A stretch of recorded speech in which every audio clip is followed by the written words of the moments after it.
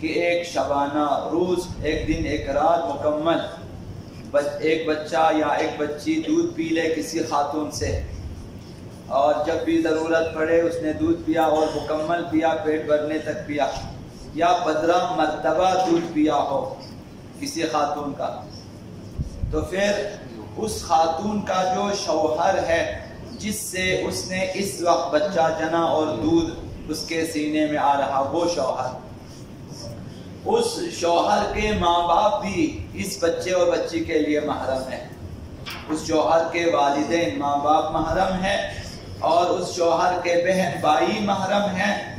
اور اس شوہر کے چاچا پھوپھی ماموں خالہ یہ بھی اس بچے کے لیے محرم ہے اور اس بچی کے لیے۔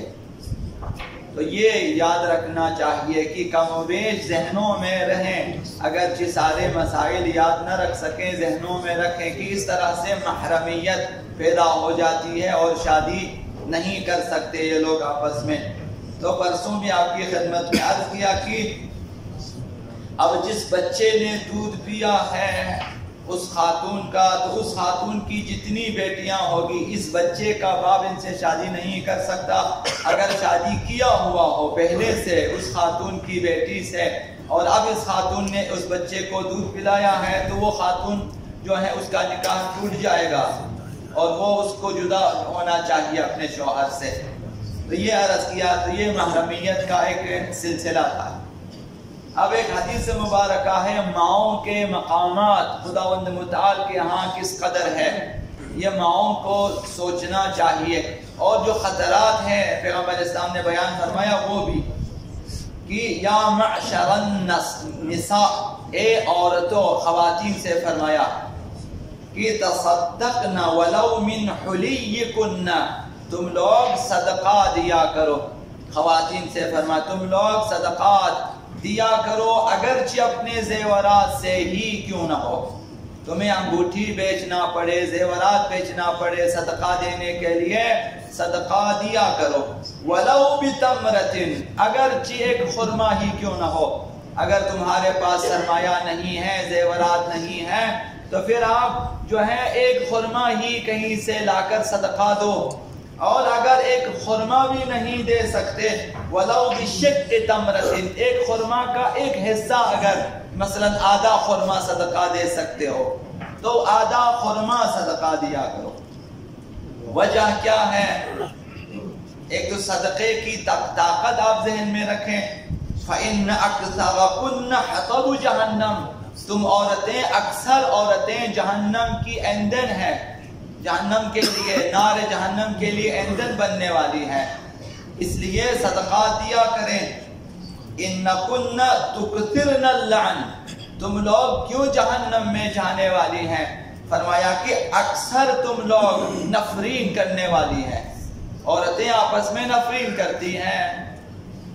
مثلا اردو میں کہتے ہیں کہ مثلا ایک دوسرے کو یا خاندان والوں کو کوستی ہیں، مثلا بری بری باتیں بیان کرتی ہیں۔ فرمایا کہ اِنَّكُنَّ تُكْثِرْنَ اللَّعْنَ، تم لوگ لعن و نفرین زیادہ کرتی ہو، اس لیے وَتَكْفُرْنَ الْعَشِيرَ، اور خاندان کی بدگوئی کرتی ہو۔ خواتین اگر جو ہیں زنانہ غیرت میں آ جائیں تو ایک دوسرے کے جو ہیں خاندان کو یہ لوگ بہت برا بلا کہتی ہیں، اس وجہ سے تم لوگ جہنم میں جانے والی ہے، لہذا زیادہ صدقہ دیا کرو، زیورات بیچو، صدقات دے دو، تاکہ یہ جہنم میں جانے کا خطرہ ٹل جائے اور صدقات کی برکت سے نیکوکار بن جائیں، مثلا توبہ طائب کریں۔ تو جب یہ باتیں پیغمبر اسلام نے بیان کی تو فقالت امرأة من بنی سلیم لہا عقل، ایک عقل مند خاتون تھی بنی سلیم کی، اور اس خاتون نے پیغمبر اسلام سے فرمایا، عرض کیا الیس نحن الامہات الحاملات المرضعات، کیا ہم عورتیں وہی مائیں نہیں ہیں کہ جو باردھار ہو جاتی ہیں، حاملہ ہو جاتی ہیں، بچہ جن لیتی ہیں، بچے جن لیتی ہیں اور اس کے انہیں دودھ پلاتی ہیں؟ الیس منا البنات المقیمات، کیا باوفا بیٹیاں ہم پیدا نہیں کرتی؟ والاخوات المشفقات، دلسوز بہنیں ہم پیدا نہیں کرتی؟ یعنی ہم عورتیں ایسی ایسی بیٹیاں پیدا کرتی ہیں۔ فرق لہا رسول اللہ صلی اللہ علیہ وآلہ، جب یہ باتیں سنی پیغمبر اسلام نے دل سوزی کی، رحم آیا، رقت طاری ہو گئی پیغمبر اسلام پہ.